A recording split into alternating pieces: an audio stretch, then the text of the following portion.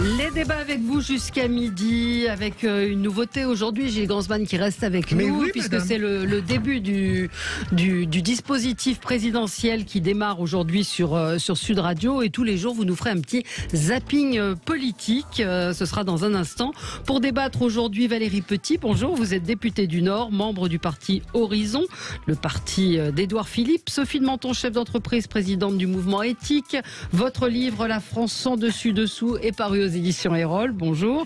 Jean-Claude Bonjour, avocat, vice-président de France-Amérique. Bonjour à vous. Bonjour, et Yves Valérie. Damécourt, porte-parole du mouvement de la ruralité. Vous avez été également conseiller général, maire, président de la communauté de communes de Sauveterre de Guyenne et également ancien conseiller régional de Nouvelle-Aquitaine. Il va falloir une émission entière pour dire tout ce que vous avez fait. Il va falloir vous arrêter, Yves Damécourt.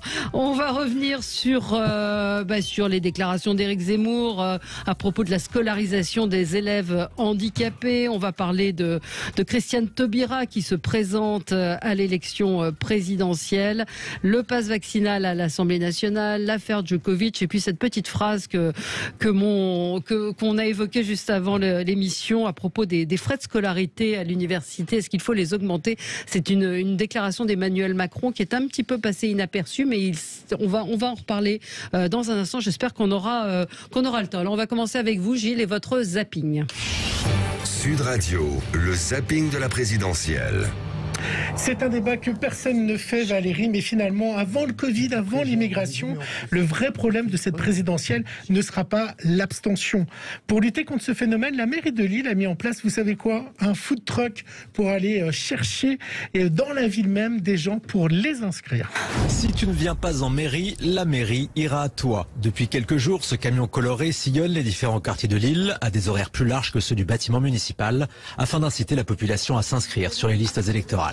Une sorte de bureau mobile où chacun peut effectuer les démarches. Et il suffit d'un justificatif de domicile de moins de 3 mois. Donc ça peut être une facture de gaz, de mobile, d'électricité, un loyer. Après avoir fourni les documents en moins de 5 minutes, Milena est désormais inscrite. Je me suis dit il y a 2-3 semaines, j'ai oublié de m'inscrire sur les listes et voilà. En fait je pense que je savais même pas comment on faisait. Ça m'est pas venu à l'idée de me présenter en mairie donc.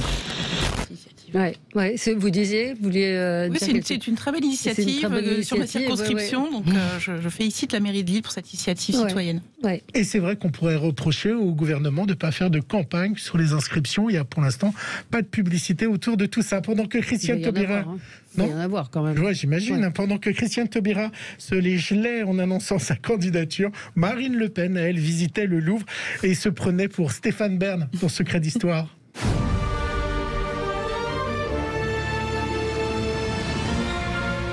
De la forteresse médiévale de Philippe Auguste à la résidence royale de la Renaissance, du grand dessin d'Henri IV aux extensions architecturales des deux empires, ce lieu mythique symbolise en effet la continuité de la France. Dans ce qu'elle a de plus beau, de plus majestueux, de plus harmonieux.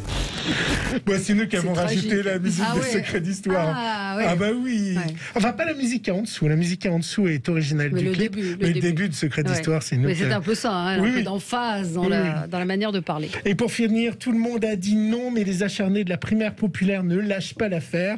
Leur porte-parole, Mathilde Imer, était chez Laurent Ruquier. Alors, je ne sais pas si vous avez vu ça. Alors finalement, on ne vote plus pour ceux de la gauche, les 7 de la gauche. On lui donne une appréciation. Vous ne votez pas, il faut mettre des appréciations, c'est ça? Oui, bien, assez bien, parfait. C'est un vote, mais au jugement majoritaire. Qu'est-ce que ça veut dire? Au lieu de sélectionner celui ou celle que vous préférez parmi les 7, vous allez mettre une mention à chacun et chacune d'entre elles. Donc si vous adorez le candidat numéro 1, vous le mettez très bien. Si vous trouvez le candidat numéro 2 nullissime, vous lui mettez insuffisance. Et il y a comme ça 5 mentions, très bien, bien, assez bien, passable, insuffisant. C'est comme The Voice, quoi. J'ai entendu, c'est une usine à gaz. Pour nullissime, là, on a là une candidate. Pour ce qu'elle dit. C'est elle qui organise, parce qu'en plus, il y en a qui ont été placés dans la primaire qui ne veulent pas en faire partie. Enfin, il ne faut pas tirer sur les ambulances, ils se suicident eux-mêmes. Voilà, on oublie. Voilà. J'espère que vous me donnez une bonne mention, Valérie. Je vais vous noter, à la fin de la semaine, vous aurez votre bulletin. Voilà. Merci Gilles. On va passer au coup de cœur et au coup de gueule de nos invités. Sophie, c'est un coup de gueule? Oui, c'est un coup de gueule, parce que figurez-vous que je m'occupe d'un mouvement patronal et que nous avons une commission industrie pour essayer de relocaliser les industries en France, ce qui est horriblement compliqué, parce que même si si on fait le point de tout ce qu'il faut, il y en a un minimum pour 3-4 ans pour essayer de relocaliser une usine. Et là, on vient de voir que, vous savez qu'en France, on avait interdiction au service de l'État d'acheter ou de se fournir produits plastiques. Le plastique, c'est haro sur le plastique, etc. C'est épouvantable. Nous-mêmes, d'ailleurs, sommes très traumatisés lorsqu'on voit les malheureux poissons avaler des sacs plastiques. Mais ce qui est très important, c'est que ce n'est pas le plastique qui est coupable, c'est ce qu'on en fait, où on le jette, etc. Maintenant, il y a des plastiques formidablement recyclables. Et donc, le gouvernement a interdit ça. Il a été obligé de publier un décret qui, aujourd'hui, démentait ce qu'il disait avant pour dire que le plastique à usage unique était incontournable dans de nombreuses situations, en particulier dans les situations de pandémie, les hôpitaux, partout. Enfin, le plastique à usage unique nous protège tous. Et donc, c'est incroyable d'être obligé de se démentir. Et il est obligé d'amender la loi AGEC, c'est une question de souveraineté. C'est la plasturgie qui, en fait, qu'on virait de France. En plus, on était obligé d'acheter ces produits ailleurs. On était en train de détruire une industrie de plus. Et donc c'est insupportable pour les entreprises de voir la façon dont on revient sur des décisions, la façon dont on vote, la façon dont on est contre-productif. Et je fais une toute petite parenthèse pour finir, ça n'a rien à voir, mais c'est très joli parce que on a baissé l'amende pour les salariés qui n'étaient pas en télétravail et qui auraient pu l'être. Donc je pense qu'il y a un solde actuellement, ils sont en solde. Les inspecteurs du travail mettent ça moins cher. On est tombé à 500 €. Donc le plastique à usage unique est autorisé, si j'ai bien compris votre... Il est réautorisé. Et franchement, je demande vraiment à tous on peut pas tout demander son contraire tout le temps. On a besoin de nos industries. Et personne ne les veut à côté de chez soi. On a toutes les lois possibles et imaginables pour protéger soi-disant l'environnement. C'est vrai qu'une usine, c'est pas un champ de pâquerettes. Donc là, sur le plastique à usage unique, il faut les laisser immédiatement et revenir là-dessus. Il y a déjà des boîtes qui vont très mal à cause de ça. Valérie Petit, vous avez un avis sur la question? Oui, c'est toujours... vous savez, on a la même problématique qu'on soit décideur politique ou qu'on soit décideur d'entreprise. C'est-à-dire on a des paradoxes à gérer entre des soucis d'emploi, d'industrialisation. Et en même temps, les entreprises le savent bien, elles doivent changer leur modèle économique et se transformer. Donc pour moi, la décision du gouvernement... mais le plastique à usage unique, on fait quoi? Là, justement, le gouvernement, il a fait comme font tout bon chef d'entreprise, d'ailleurs. C'est-à-dire que, il a écouté les acteurs et il a ajusté. Et encore une fois, c'est une ligne de crête, vous le savez bien, qui est très dure à trouver entre l'écologie et l'économie. Des fois, on tâtonne. Ce qui compte, c'est d'avancer et d'embarquer et l'emploi et l'écologie. Donc voilà, et parfois, en effet, on tâtonne un petit peu. On est des humains, comme les chefs d'entreprise. Je trouve que c'est plutôt une bonne décision. Allez, on marque une petite pause et on se retrouve dans un instant pour continuer à débattre de l'actualité, en particulier de la déclaration d'Éric Zemmour à propos des personnes en situation de handicap. À tout de suite. Avec vous sur Sud Radio jusqu'à midi pour commenter l'actualité. L'actualité, c'est Éric Zemmour à propos de la scolarisation des élèves en situation de handicap, la candidature de Christiane Taubira.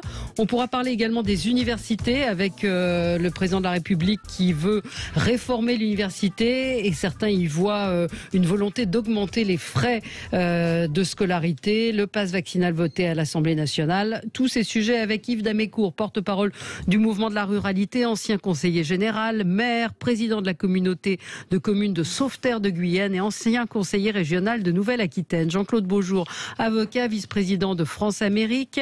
Valérie Petit, vous êtes députée du Nord et membre du parti Horizon, le parti d'Édouard Philippe.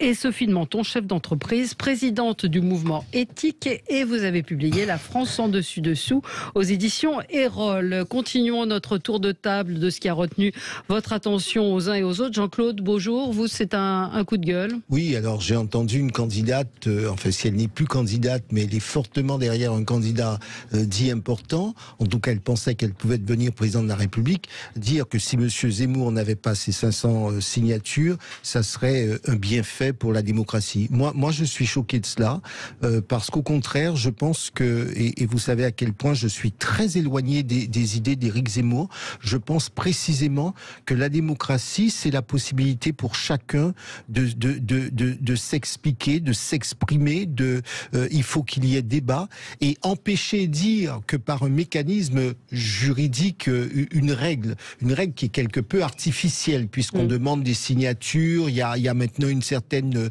confidentialité sur ces signatures. Un candidat qui a malgré tout une certaine audience dans le pays, dire qu'il serait interdit de se présenter ou qui ne serait pas en capacité de se présenter, je ne parle pas d'élection, pour moi, et dire en même temps que ça serait un bienfait pour la démocratie, pour moi c'est une hérésie. Pire, je pense que ça serait contre-performant, parce que considérer que certains candidats auraient le droit a priori, certains candidats auraient le droit de se présenter, a priori d'autres n'auraient pas le droit de se présenter, on est sur une polarisation, on est sur une délégitimation des candidats, et pour moi c'est cela qui est un enjeu et un risque pour la démocratie. Il appartient aux électeurs de trancher. Il nous appartient de faire débat. On fera débat. Nous ferons la Anne Hidalgo. Elle veut pas. Anne Hidalgo ne veut pas débattre avec Éric Zemmour, par exemple. Mais ça, c'est le problème de Madame Hidalgo, et c'est le problème de Madame Hidalgo, et elle se trompe. Permettez-moi de vous dire qu'elle se trompe. Moi, je crois au contraire, pour que les choses soient très claires. Si nous voulons, on a souvent dit, on veut pas l'américanisation, on a peur de la polarisation de la société française. Mais il n'y a pas que le wokisme qui provoque la polarisation de la société française. Ce sont ces comportements où on estime qu'il y a des gens qui ont le droit de parler et il y a des gens qui, par définition, doivent se taire. Cela n'existe pas. Eh bien, moi, je ne suis pas d'accord. Je crois qu'en démocratie, chacun doit pouvoir s'exprimer. Après, le peuple tranche, et précisément, et je m'arrête là, précisément si M. Zemmour en est là où il est, c'est peut-être parce que collectivement, l'élite, les responsables politiques, de droite comme de gauche, nous avons, sur un certain nombre de sujets, nous avons failli. Et le peuple nous envoie un message très clair, il nous dit, on souffre, on veut des solutions maintenant, parce que ça fait trop longtemps que ça dure. Et plus que faillir, d'ailleurs, on a enterré, on a mis la poussière sous le tapis. Oui, bien sûr, on a failli, de toute façon, le résultat, c'est celui-là. En revanche, Jean-Claude, il y a quelque chose, moi, qui me choque encore plus, c'est effectivement, c'est pas le moment de le changer, mais évidemment que le vote est anonyme et secret, et je ne vois pas pourquoi des maires auraient l'opprobre de tout un village dans un petit village, parce qu'ils donnent une signature à quelqu'un qui peut apparaître sulfureux à d'autres. Donc il faut immédiatement rétablir les signatures dans l'anonymat, et là ce sera démocratique. Et je dis, vraiment le risque, c'est qu'après, si dans les urnes on ne laisse pas s'exprimer nos concitoyens, le risque c'est que c'est dans la rue que ça se passera. Absolument. Par la suite. C'est dans la rue que ça se passera. Il faut que l'élu, quel qu'il soit, ait une légitimité, que le débat ait lieu et qu'il soit fort de cette légitimité. Il ne faudrait pas qu'on retombe dans des systèmes où on nous dirait on a volé l'élection. Mais c'est étonnant tout de même que ce soit Sandrine Rousseau qui est plutôt, a priori quand on est à gauche, on est plutôt pour la démocratie. Mais elle n'est pas à une contradiction près. Vous savez, c'est justement... elle est un peu déconstruite peut-être. C'est l'excès justement, c'est cette gauche qui a oublié ce qu'elle était. Et la liberté d'expression. Et cette liberté d'expression qu'elle nie, je veux dire, c'est sidérant. Ça montre bien à quel point une partie de la gauche, mais c'est un débat entre eux, une partie de la gauche a complètement failli. Oui, Valérie Petit, vous... Oui, moi je partage les propos de Jean-Claude sur la liberté d'expression. Tout le monde doit débattre avec tout le monde et tout le monde doit pouvoir dire ce qu'il veut. C'est la base de notre démocratie. En revanche, moi je pense que le système actuel, il est correct. Si aujourd'hui Éric Zemmour n'arrive pas à convaincre des maires, c'est peut-être qu'il y a une forme de sagesse chez les maires qui ne veulent pas lui donner sa signature. Non, vous savez très bien. Non, mais et ensuite, j'en suis désolée, mais moi je fais partie du système qu'on appelle la démocratie représentative. Alors, je ne dis pas que... Et vous trouvez que Anne Hidalgo avec 4%, donné, elle est plus représentative qu'un Oui, mais ce que je veux, c'est que je préfère 15%. Que ce soit les électeurs et leurs représentants qui en décident plutôt que des sondages qui peuvent changer d'un jour à l'autre. Après, je suis d'accord avec Sophie qu'on peut discuter de savoir s'il faut à nouveau rendre anonyme ou pas les parrainages. En revanche, je pense que le système des parrainages, de demander l'avis des élus est très important. Moi, je suis pas contre. Moi, j'ai dit, je suis pour. Alors, peut-être qu'on a un élu avec nous qui est Yves Damécourt, donc vous connaissez bien le système. On va pas refaire le énième débat sur les parrainages, mais la réalité de la crainte des maires ou des élus qui vont parrainer Éric Zemmour ou Marine Le Pen, elle est réelle. Oui, elle est réelle. En fait, ce qu'il faut comprendre, c'est qu'en France, sur les 36 000 communes, il y a 18 000 communes où il n'y a qu'une liste. Et cette liste, elle est apolitique. Parce que généralement, ce sont des présidents d'associations, ce sont des gens qui viennent de droite, de gauche, etc. C'est une liste d'entente municipale. Et c'est très compliqué pour les 18 000 maires de ces 18 000 communes avec des listes apolitiques et de regroupement et d'intérêt municipal lorsqu'ils parrainent un candidat, que leur nom soit publié, parce que ça peut mettre en difficulté tout simplement l'équilibre de la commune et l'équilibre de leur liste.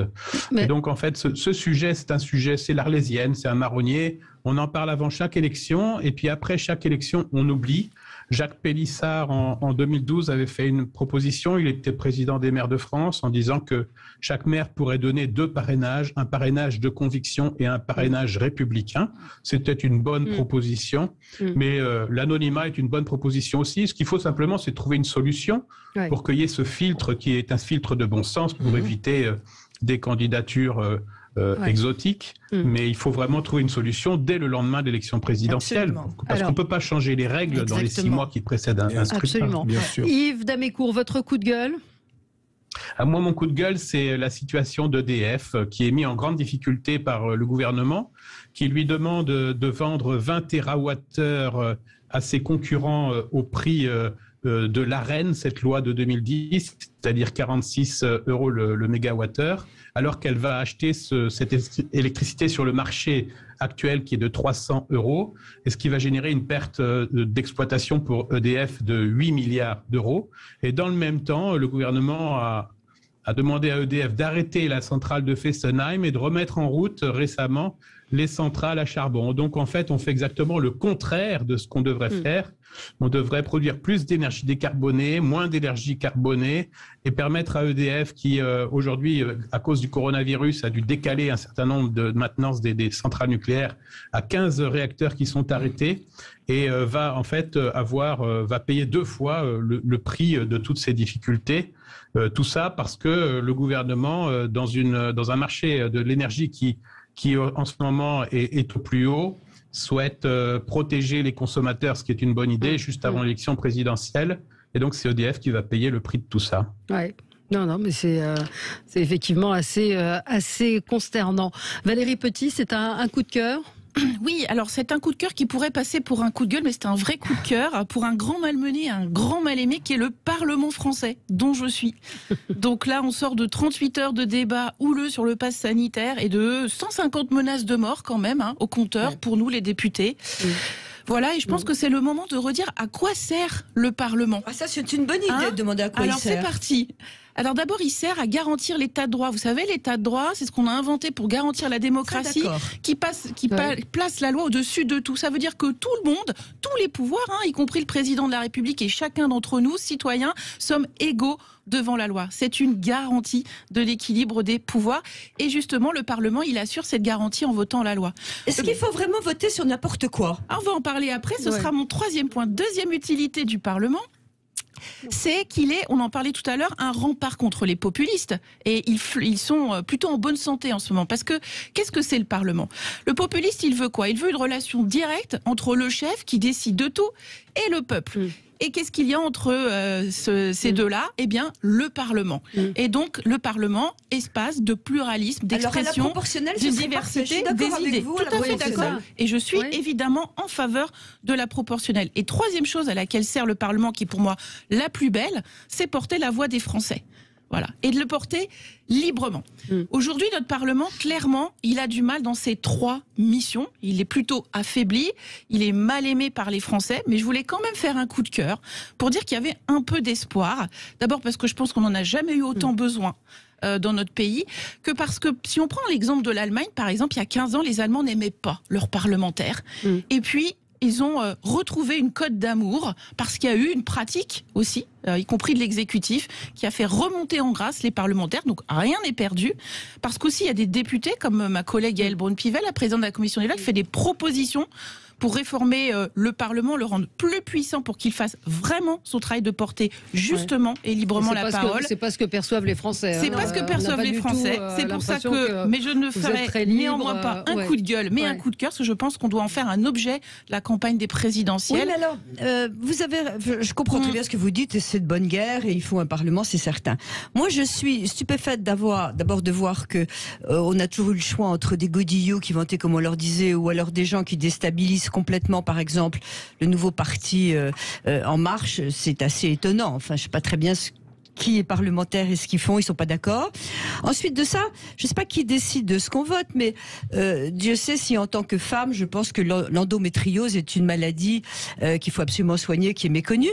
Expliquez-moi pourquoi le Parlement va voter que c'est une maladie longue durée. Mais on est tombé sur la tête, dire que ça doit être un comité scientifique, des médecins qui décident quelle maladie doit être considérée comme, etc. Là, tout d'un coup, on vote sur tout et n'importe quoi. Et je pense que ça discrédite aussi complètement. Je veux dire, je sais pas ce que vous savez sur l'endométriose. Vous en savez certainement d'ailleurs plus que beaucoup, parce que ça concerne les femmes. Mais je pense que une maladie qui touche une femme sur 10 et qui est très handicapée. Vous savez qu'on n'a pas le droit de dire une femme, hein. On doit dire une personne qui a des menstruations. En principe, si elle a de l'endométriose, c'est un peu une femme. Voilà. Oui, mais j'ai vu le débat sur les réseaux ce week-end. Non, mais c'était une boutade. J'ai bien compris, mais vous savez aussi que j'insiste, une femme, c'est une femme. Et absolument. Mais il y a eu tout un débat. Il y a eu tout un débat là-dessus. Non, mais Sophie, vous avez raison. Il y a une inflation législative qui est surtout le fait d'ailleurs, pardon de le dire, de l'exécutif plus que du Parlement. Alors qui décide ça? D'où ça vient cette inflation? Eh bien, ça vient de plusieurs choses. Moi, par exemple, là, je dépose une proposition pour que toutes les lois soient évaluées au bout de 3 ans, et que si au bout de 3 ans, elles ne portent pas leurs fruits, elles s'éteignent. Et ça fait 10 ans qu'on le dit, non? Oui. Plus que cela. Ouais. Bien sûr, on le dit depuis toujours. Ça fait bien. Ça fait beaucoup réagir. Hein. Xavier nous dit le Parlement devrait porter la voix des Français, mais en fait, il ne porte que la voix du président et du gouvernement. Stéphane nous dit le Parlement ne porte plus la voix des Français depuis longtemps. Il sert à voter ce passe liberticide de la honte. Ça, c'est ce que dit Stéphane. Véronique dit parce que vous votez sur la pression du gouvernement. Non, de leur parti. Bah oui, députés votent. Moi, je peux vous dire aussi comment je vote. Après tout, c'est ce que je fais tous les jours. D'abord, je vote sous plein de pression, en effet. L'honneur du travail de parlementaire, c'est qu'en effet, vous avez eu des pressions majoritaires. Votre groupe donne des consignes. Vous avez pression des citoyens, et y compris des menaces de mort. Hein. Donc, voter sous pression, c'est ce que c'est. Donc, la liberté de vote, je peux vous dire que j'ai une... Voilà. Moi, je suis toujours été très claire. Je suis ce qu'on appelle au sein de la majorité une constructive. C'est-à-dire que parfois, parce que j'ai une ligne qui est une ligne libérale très ferme, je tiens cette ligne et je pense que les Français me reconnaissent cette cohérence. Donc parfois, je fais un pas de deux, parfois je fais un pas de deux, où j'exprime une certaine forme de divergence parce que je crois ça utile pour la majorité. Allez, c'est l'heure de faire une petite pause, minuscule pause, et on se retrouve dans un instant avec vous. À tout de suite. Avec vous sur Sud Radio jusqu'à midi. On parle, on a déjà commencé le débat. Éric Zemmour, donc, qui s'est exprimé à propos des enfants en situation de handicap. Tout le monde est monté au créneau en l'accusant d'avoir dérapé. Il s'est justifié 3 fois. Je vous propose d'écouter le son. Sa première déclaration, il était avec Guillaume Pelletier dans une école. Écoutez. Je pense qu'il faut effectivement des établissements spécialisés. Je pense que, sauf les gens qui sont légèrement handicapés, évidemment, qui peuvent rentrer dans les classes, mais Madame connaîtra ça mieux que moi.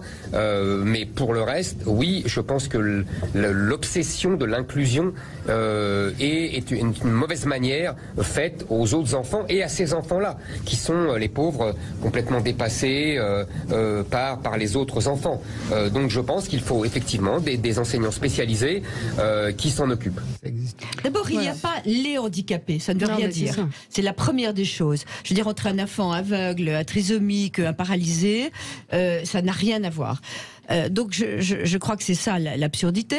Ensuite de ça, on l'accuse de vouloir, en gros, on comprend bien que on l'accuse d'être pratiquement nazi et de vouloir supprimer les handicapés. C'est ce que des gens ont dit.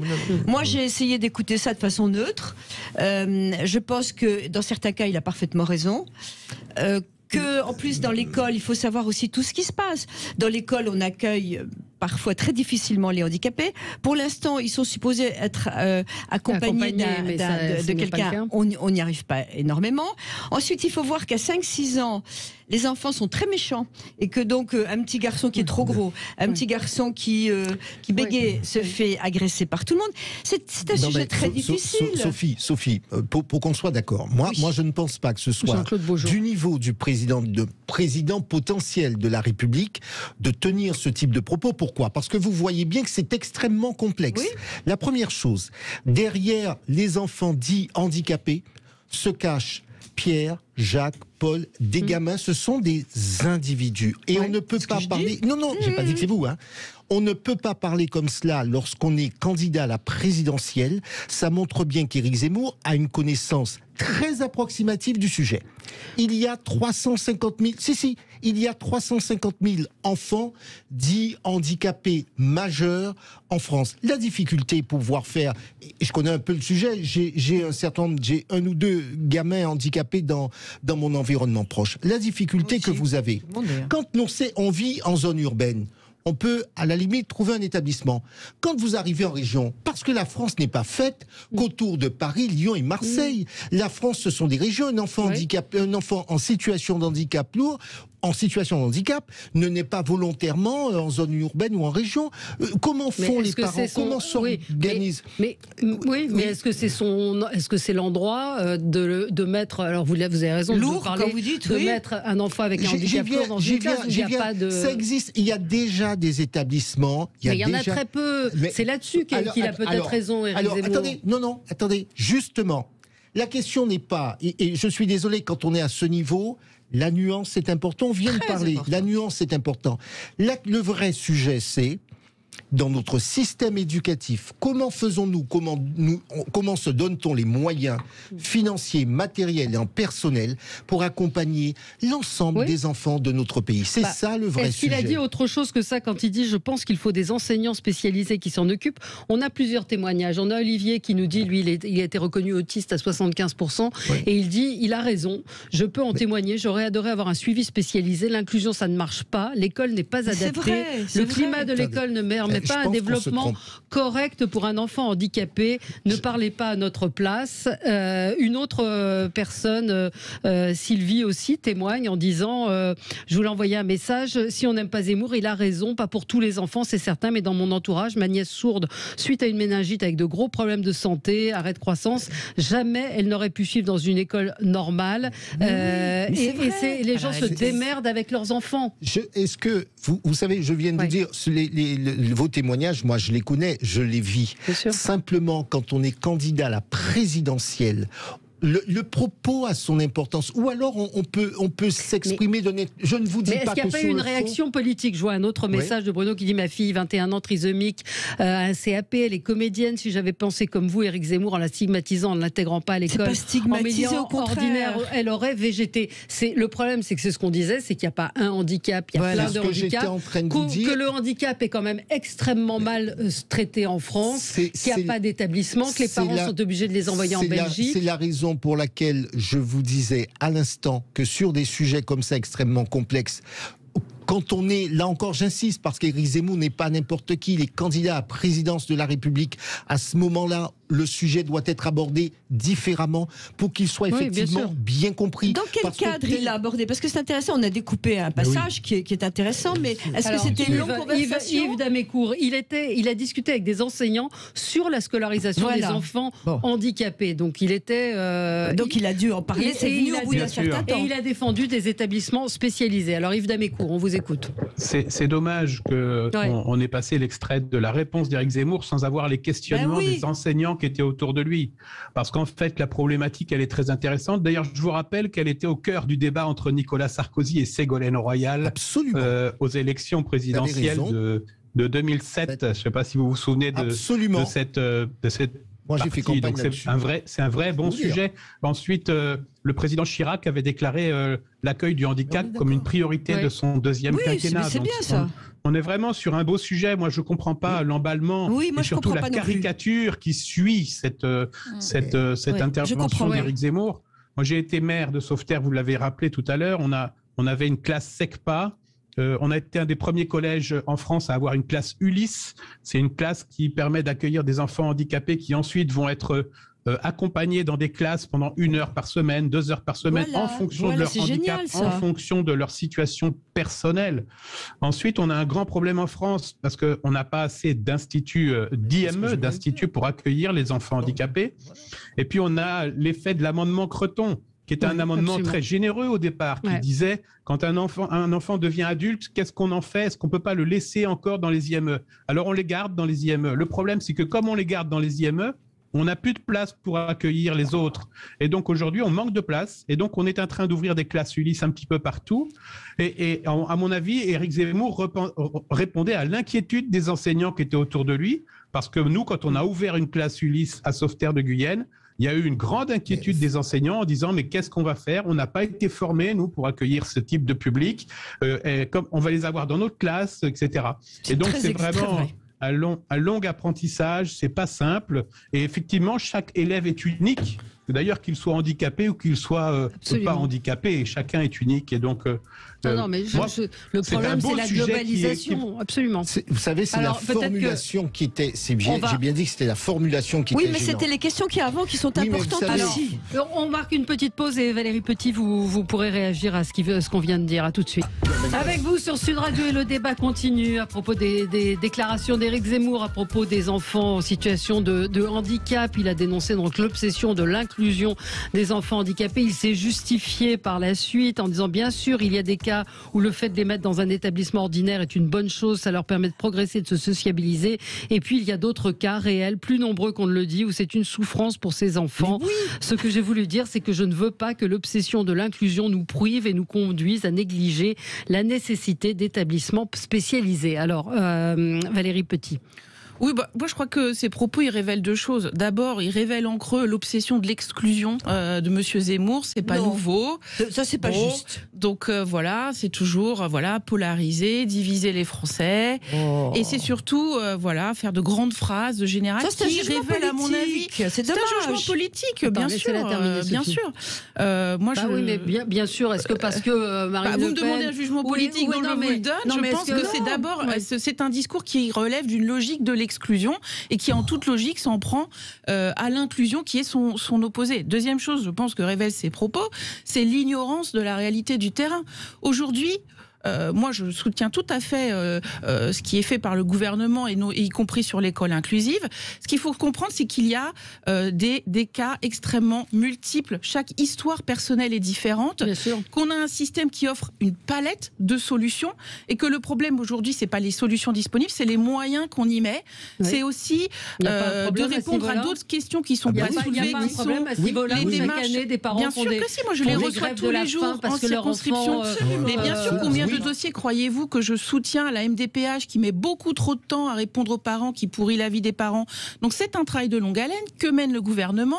Il y a beaucoup à faire. On a tout à fait le droit de dire qu'il faut aller plus loin.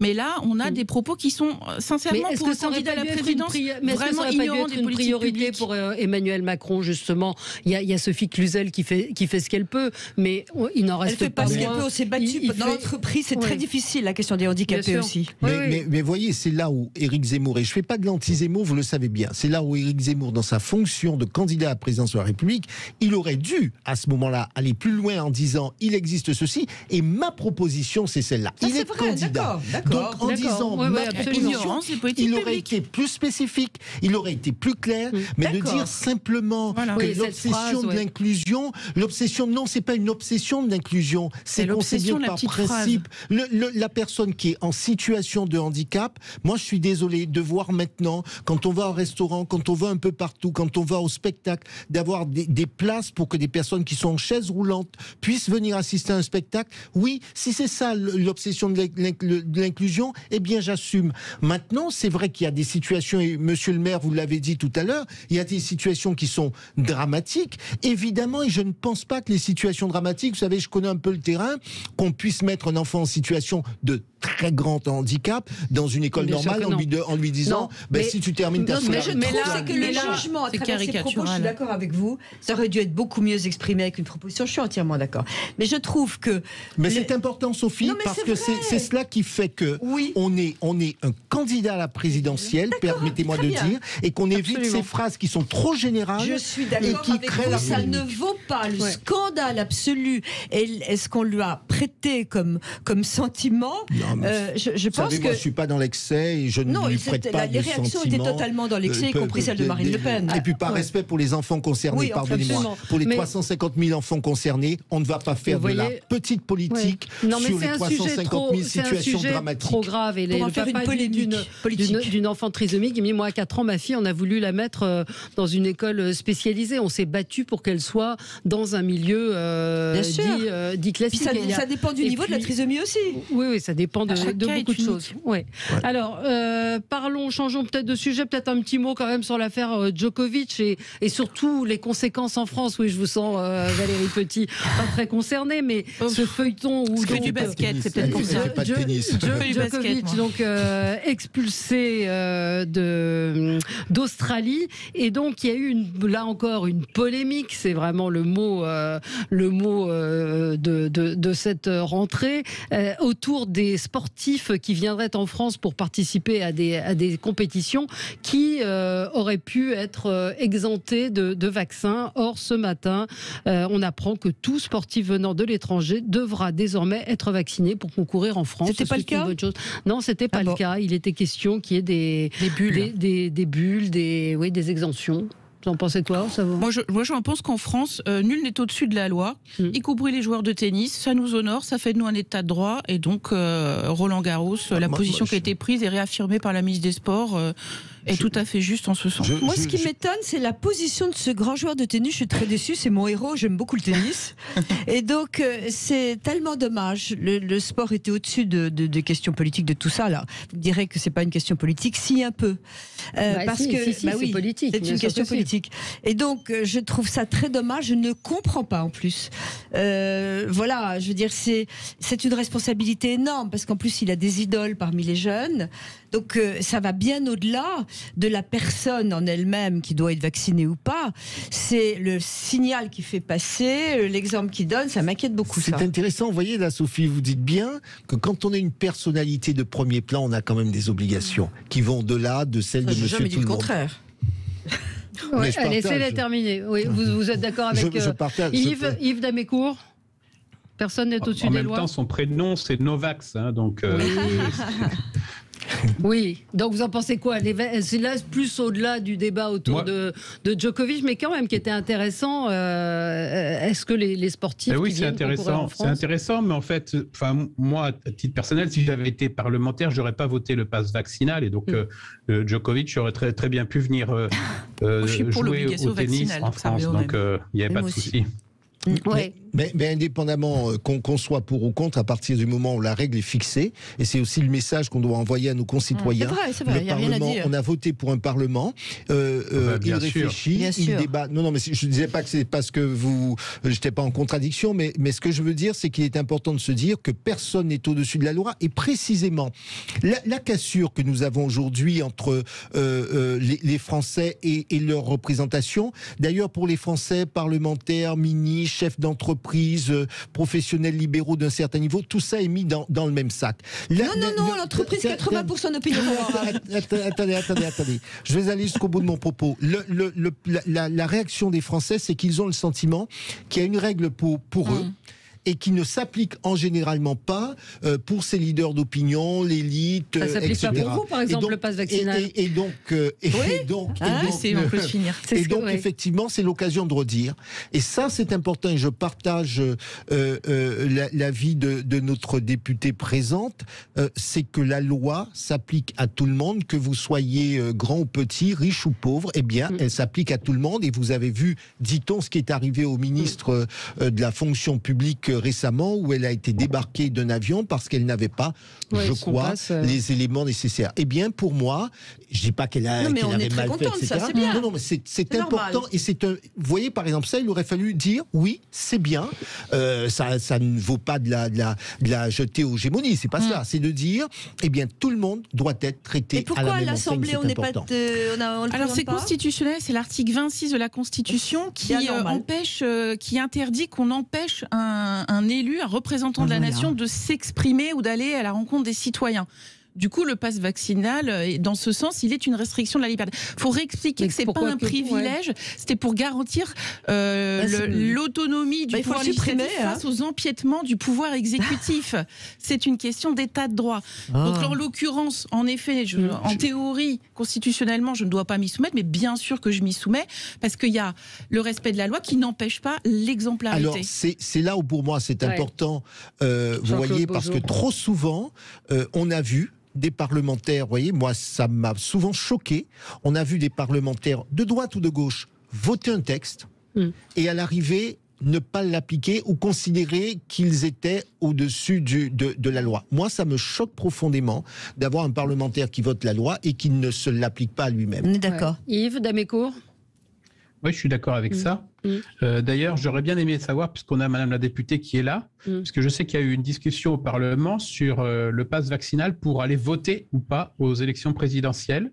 Un amendement qui a été déposé pour s'assurer qu'on ne demanderait pas le pass vaccinal pour pouvoir voter, et cet amendement qui a été rejeté. Et donc, je voulais savoir où est-ce qu'on en était aujourd'hui, parce que si on demande aux gens un pass vaccinal pour aller voter, c'est aussi une entrave. Oui, c'est aussi une entrave. Exclure un certain nombre de personnes de leur droit de vote. Et à mon avis, ça remettra en jeu la sincérité du scrutin. Ouais. Oui, alors moi je suis évidemment défavorable à ce qu'on demande le pass pour aller voter, clairement. Après moi j'ai une position particulière au sein de la majorité, c'est que je suis favorable à la vaccination obligatoire, toujours pour les mêmes raisons, pour que la loi s'applique à tous de façon parfaitement égale. C'est beaucoup plus facile qu'un pass d'ailleurs, ce serait normal. Il y a des vaccins qui sont obligatoires, pourquoi pas celui-là? On va marquer une petite pause, on se retrouve dans un instant, on peut parler de Christiane Taubira, on peut parler de le pass vaccinal, bon, non. On va parler de Christiane Taubira et puis peut-être de l'université. À tout de suite. Christiane Taubira donc a annoncé samedi qu'elle se lançait à son tour dans la course à la présidentielle. Il nous faut revigorer notre démocratie en réhabilitant le Parlement. Vous voyez, elle ne pense pas comme vous. En contrôlant l'action du gouvernement, en veillant à la séparation réelle des pouvoirs. Bref, elle est candidate. Elle a 3 axes, l'enseignement supérieur, la justice sociale. Face à elle, c'est une candidate de plus. Vous l'aviez dit, hein, Jean-Claude Beaujour. Oui, je ne suis pas Madame Irma. Non, mais vous sentiez qu'elle se présenterait. Elle a promis que ce ne serait pas une candidature de plus, mais ça reste une candidature de moins. On ne votera pas pour elle. Oui, c'est une candidature. Alors peut-être Yves Damécourt, vous en pensez quoi? Bon, tout ça est assez, c'est presque comique, quoi. Bon, après ça, j'avoue que j'ai regardé l'émission de Laurent Ruquier samedi soir pour écouter les organisateurs de la primaire populaire pour savoir comment ça allait fonctionner. Et alors, on va vous passer un petit extrait. Je ne sais pas si notre réalisateur a l'extrait, parce qu'effectivement, ça donne une petite idée de ce que va être la primaire de la gauche. Écoutez. Alors, on l'a pas, si on l'a. Vous votez pas, il faut mettre des appréciations, c'est ça? Oui, bien, assez bien, parfait. C'est un vote, mais au jugement majoritaire. Qu'est-ce que ça veut dire? Au lieu de sélectionner celui ou celle que vous préférez parmi les 7, vous allez mettre une mention à chacun et chacune d'entre elles. Donc si vous adorez le candidat numéro 1, vous le mettez très bien. Si vous trouvez le candidat numéro 2 nullissime, vous lui mettez insuffisance. Et il y a comme ça 5 mentions, très bien, bien, assez bien, passable, insuffisant. C'est comme The Voice, quoi. Mais la bêtise est extraordinaire, parce que ce qui est stupide, à la limite, bon qu'elle veuille, c'est que ça revient exactement au même. C'est-à-dire qu'il y en a un qui est premier, et puis il y en a le nullissime qu'elle qualifie d'insuffisant, qui est dernier. Non, mais donc c'est surtout qu'on a mis des gens à l'insu de leur plein gré dans la liste, parce que ni Yannick Jadot ni Anne Hidalgo ne veulent participer à cette primaire. Mais là, qu'est-ce qu'elle va apporter, Christiane Taubira? Elle est créditée de quelques pourcentages. Valérie Petit. Moi, ça me désole un peu pour la gauche et pour Anne Hidalgo. Hein, c'est pas mon camp, mais je trouve que c'est assez désolant, parce qu'on a besoin des idées de la gauche dans le débat. Moi, je trouve que Madame Taubira, si elle a des idées, et moi je suis tout à fait pour, comme elle, revaloriser le Parlement, mais qu'elle les mette dans le débat, n'a pas besoin de s'y mettre elle-même, en fait. Absolument. Tout simplement. Oui. Alors, ce qui est curieux, c'est que Anne Hidalgo, qui appelait de ses voeux la primaire de la gauche il y a quelques semaines, aujourd'hui, elle en veut plus puisque Christiane Taubira est rentrée dans le jeu. Enfin, tout ça est bon, voilà, c'est drôle de période. Ouais. Mais candidature d'égo pour Christiane Taubira, vous diriez ça, Sophie? En fait, ils sont pas d'accord sur grand-chose tous.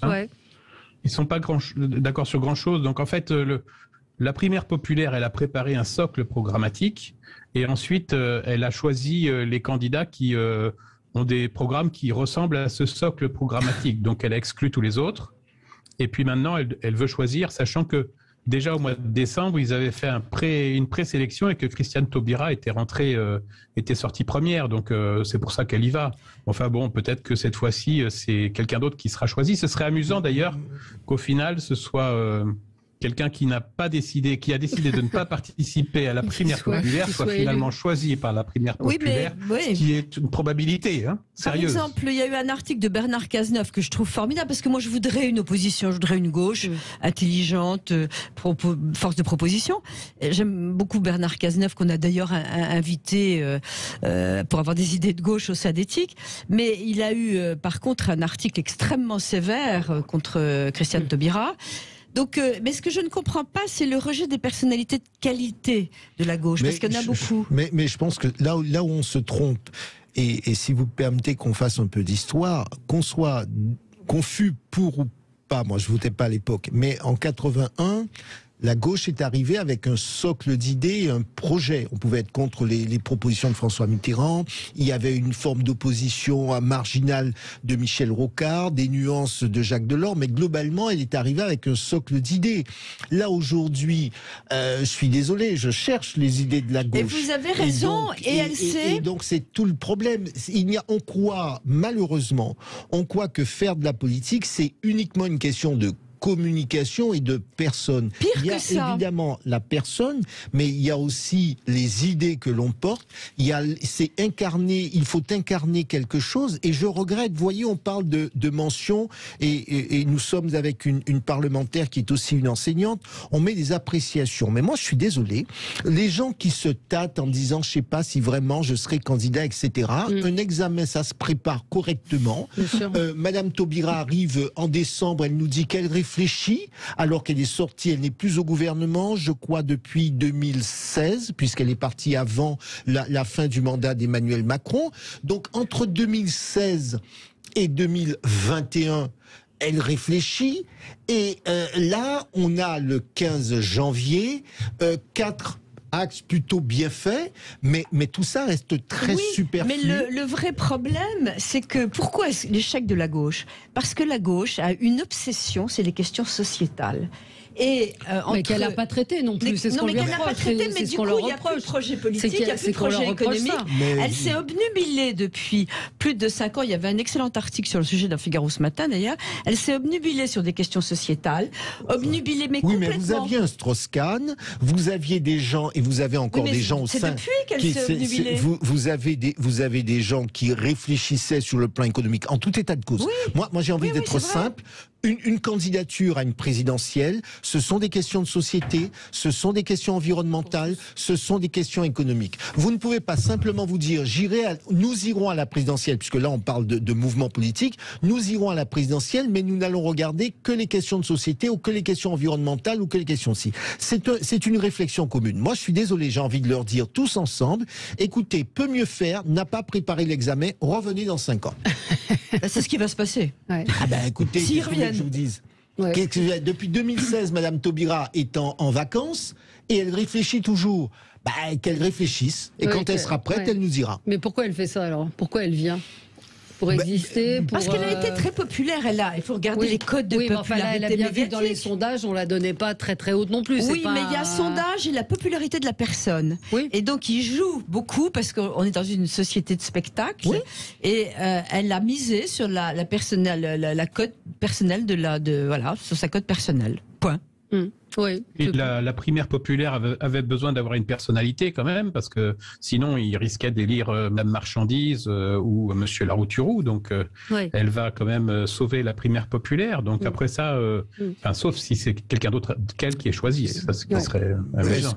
Alors certains nous reprochent de ne pas parler du discours du meeting de Jean-Luc Mélenchon, Mélenchon. Mais je tape, moi je l'ai regardé, je regarde ce que la presse en a retenu. C'est marque les esprits par son meeting immersif. Avec les odeurs. L'écran géant à 360 degrés. En meeting attente se protège. Enfin, on a retenu la forme plus que le fond, alors qu'il a fait des propositions. La retraite à 60 ans, l'augmentation du SMIC, etc. Mais je suis pas certaine que Ne serait-ce que de dire qu'ils font un meeting complètement original avec la diffusion d'odeurs me semble complètement surréaliste, parce que c'est pour masquer le fond. Oui, surtout avec des masques en plus. L'excès, le problème des extrémistes, je peux même pas en parler parce que c'est tellement loin de ce qu'il nous faut, c'est tellement grave et dangereux, c'est tellement, alors là, exclusif, que là, on a l'extrême absolu de Mélenchon, qui est pourtant un homme intelligent qui parle bien, mais c'est dramatique, quoi. Moi, je suis pas d'accord. Alors, je pense que 99% de ce qui a été dit par Jean-Luc Mélenchon, je ne le partage, mais alors absolument pas, dans les délires sur la planification écologique ou des choses complètement aberrantes sur le plan économique. En revanche, à un moment donné, en tant que politique, il faut être un peu humble. C'est-à-dire, aujourd'hui, c'est compliqué de faire fonctionner la démocratie. Il faut reconnaître à la France insoumise qu'elle teste des choses. Alors, on peut rire. Moi, je préfère observer. Parce que tout s'observe en ce moment, soyons très humble. Non, elle essaye il teste des choses sur les meetings. Et alors, pourquoi pas des meetings immersifs? Demandons à ceux qui ont participé ce qu'ils en ont pensé. Moi, ça m'intéresse. Moi, je viens de la science. Je pense que l'expérimentation, c'est important. Et ça se fait sans préjugés. Voilà. Si demain, tout le monde nous dit les meetings de Jean-Luc Mélenchon nous ont convaincus de ne plus jamais voter, alors oui, peut-être, j'aurais un propos beaucoup plus critique, mais soyons humbles là-dessus. On est tous au pied de la montagne, là, sur la revitalisation de notre démocratie. Pas avec ça. Hein. Et il a dit à propos de Christiane Taubira, nous ne sommes pas concernés par les mésaventures du centre-gauche, je ne suis pas leur copain, que ce soit dit une bonne fois pour toutes. Sauf qu'il aura besoin d'eux pour pouvoir être élu. Hein. Je vais vous dire, si Mélenchon pense qu'il sera élu exclusivement avec ses propres voix et ceux de Madame Artaud... Il a complètement renoncé à être élu.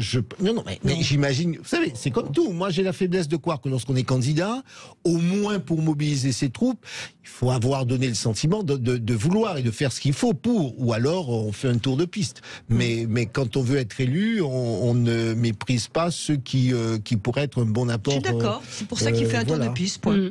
Vous vouliez dire, et l'un et l'autre, et Valérie Petit et Jean-Claude Beaujour, parler de la version de l'université de demain vue par Emmanuel Macron. Il a regretté un intolérable gâchis de l'échec en première année et il voudrait que l'université soit plus, alors je le cite, plus efficacement professionnalisante. Alors là, il met les pieds dans le plat.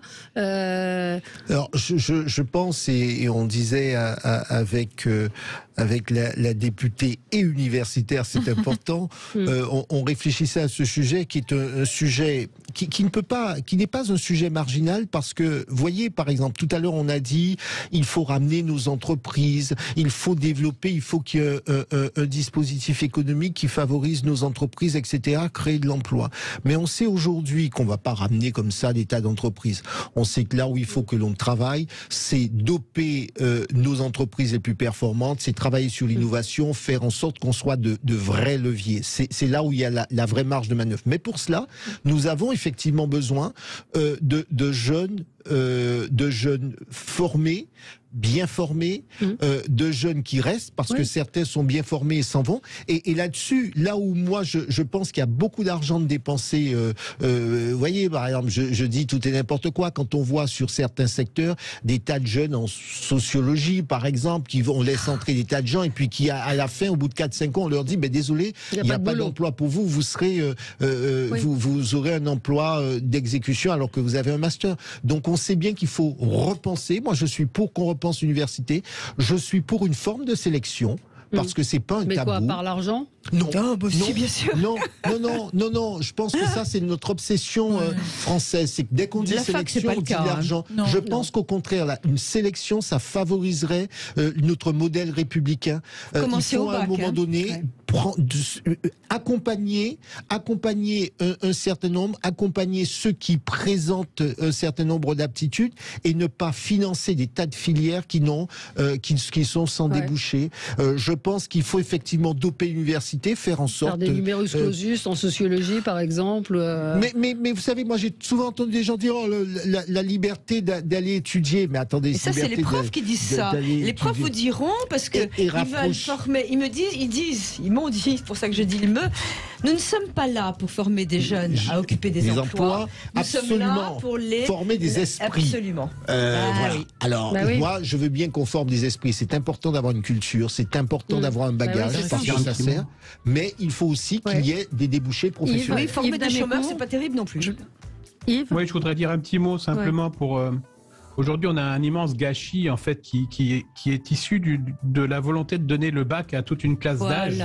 Résultat, on donne le bac à toute une classe d'âge et cette classe d'âge, après cette réussite au bac, arrive pour une grande partie en échec après sa première année d'études et on transforme une réussite en échec. C'est à la fois un problème financier parce qu'on dimensionne les universités pour accueillir cette classe d'âge et c'est un échec aussi psychologique pour tous ces étudiants à qui en fait on a fait une promesse qui se traduit par un échec et après ça il faut les rattraper et c'est beaucoup de travail pour les rattraper, pour les remettre dans des filières d'avenir, pour leur redonner de l'espoir et donc bien sûr il y a un gros travail à faire sur ce sujet-là. Et je crois pas que la première année de fac, je vais quand même vous dire deux mots parce que c'est de là d'où je viens professionnellement. Moi je suis assez enthousiaste par les propos du président parce que enfin on va pouvoir faire des propositions audacieuses sur l'université. Moi, j'aime l'université. Je défends qu'elle doit rayonner plus sur le plan international et scientifique. Et je défends qu'elle doit être plus soucieuse d'égalité des chances. Donc moi, par exemple, je suis favorable à la fin des grandes écoles pour les intégrer via des parcours d'excellence dans les universités. Je suis aussi favorable à des systèmes de reste à charge zéro pour les études pendant les études, c'est-à-dire pas la gratuité, comme ça a été dit, mais le remboursement plus tard via des prêts quand les étudiants entrent sur le marché du travail. Exactement. Merci à tous les quatre. Dans un instant, André Berkoff, très bonne journée sur Sud Radio.